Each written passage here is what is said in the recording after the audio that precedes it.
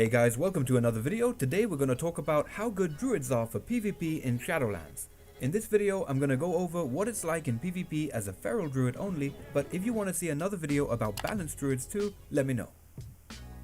So first off, feral druids in Shadowlands are actually pretty darn good in PvP. I'm not saying that they're the best, but you know what? As a feral druid, I'm finding that even without the best gear, I'm able to almost one-shot enemies very easily. There are a few main factors that make feral druids so strong in PvP in Shadowlands, and I'm gonna go over them with you today. The first big reason they're so strong is Prowl. This is just insanely useful as you can sneak around and pick your fights, fighting only the enemies you feel comfortable going for. If you see some player with 40k HP and a ton of armor, you can just avoid them. It really is as simple as that. If you see one or two players with 25k HP each, and you feel confident enough to take them both down alone, you can go for it. If you want to just avoid a big group of enemies and sneak up to the objective in a battleground to do what may be best for your team, you can choose to do that too. In the end, you really have the ultimate control over who you attack and when. This alone is a huge advantage of playing a druid, especially as a feral, because very few other classes have this ability, and it really is a game changer. Moving on, the next big reason feral druids are so insanely strong in Shadowlands is something that is maybe pretty broken in my opinion. Convoke the spirits. This is a 2-minute cooldown ability that wrecks anyone unfortunate enough to be its victim. You simply stun an enemy, use Convoke the spirits, and rapidly pop 16 random abilities in just 4 seconds. This is crazy and deals a huge amount of damage while healing you at the same time. You don't even need to worry about filling up your energy bar, you just pop Convoke the spirits and watch your enemy's health bar suddenly drop to 0 before they even know what hit them. To get this ability, you need to be part of the Night Fae Covenant, which some of you may or may not really prefer, but if you're looking to be able to one-shot opponents easily in PvP, you really can't go without it. It is by far the best ability you can get from a Covenant when it comes to pure burst damage in PvP, and it's a lot of fun to use. So the next big reason, which kind of follows on from the last, is the huge array of stuns you have access to as a feral druid. You have a ton of different stuns and CC abilities you can use to control a fight, and whether you're fighting one or more enemy players at a time, this can really help you in a number of ways. So for one thing, you can keep enemies stunned so they can't get away, heal, or retaliate. You can stun them to heal yourself or gain some distance if needed, or you can even just stun them to finish off another enemy that you're currently in a fight with, before going back to that same enemy. As a feral druid, you have the Rake stun, which is your opener when stealth and stuns the target for 4 seconds, plus Maim, which can stun the enemy for another 5 seconds, plus Mighty Bash, which stuns the target for another 4 seconds, and if you're a Tauren like me, you even have War Stomp, which can stun all enemies around you for another 2 seconds. And all that is not to mention Skull Bash, which will interrupt spellcasting, and other CCs like Cyclone and Entangling Roots. As a druid, you really have so many different types of CC that you're almost on par with a rogue, especially as a feral druid.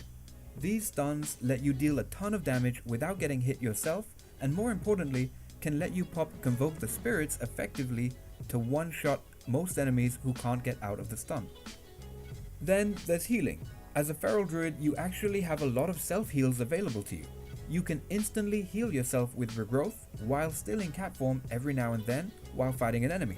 You can also just instantly heal yourself for 30% of your full health with Renewal, and use Frenzied Regeneration for a further 30% within 3 seconds in bear form. And remember, when you use bear form, it increases your max health instantly too. So you can switch to bear form, then pop those 2 abilities and get back 60% of your increased HP before swapping back to cat form. And if you stay in bear form, you can still do quite a bit of damage anyway, hitting for 8% of a player's total health in one hit with Strength of the Wild. Don't forget Thorns, which can deal a ton of damage to melee players attacking you too, and deter them from attacking you.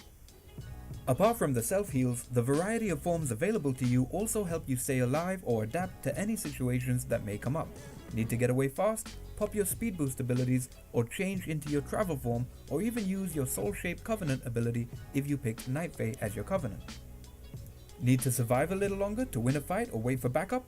Swap to bear form and heal yourself back up, or just survive with the added health and armor you'll instantly get, not to mention incapacitating Roar, which will incapacitate enemies for another few seconds to buy you some time, just like another stun. Swapping to different forms will get you out of any roots and can help you stay alive, get off some quick heals or CC, or even chase down your enemies. Aside from the core burst damage, stuns, self-healing abilities and survivability, you can also bring down enemies in a more sophisticated way if you prefer. You can bleed them out using abilities like Rake and Rip, even utilizing talents that increase bleed damage considerably, if you want to go for that kind of playstyle. It is not as bursty, but some may prefer this kind of playstyle, when you keep up the bleeds on enemies while keeping some distance when necessary and surviving long enough to watch them bleed to death. Again, this is not my preferred choice of playstyle, but it's definitely possible to play in this way and it could be a lot of fun to try out. So as a Feral Druid, you really do have a ton of survivability just from the self-heals alone, without even considering the stuns, CCs and massive burst damage available to you. Anyway, at this point in time, I think it's fair to say that Feral Druids are definitely a strong pick right now. They may not be the best, but they're far from the worst and may actually be up there in the top tier of the best PvP classes in Shadowlands right now. But I guess we're gonna have to see how things play out in future updates and the upcoming PvP season. So with that said, I'll leave you guys to enjoy a few more PvP clips for the rest of the video, but I'd like to know, what do you guys think? Do you agree with me? Are you gonna roll a Druid or do you have one? What do you think the best classes are right now in PvP and why? I have a mage at level 50 that I may try to level up to, so I can make some videos about what they're like in Shadowlands as well as Druids. So let me know your thoughts and what you might like to see next. And that's all for this video guys. I hope you enjoyed it, and if you did, please like the video and subscribe for more, and I'll see you guys in the next one.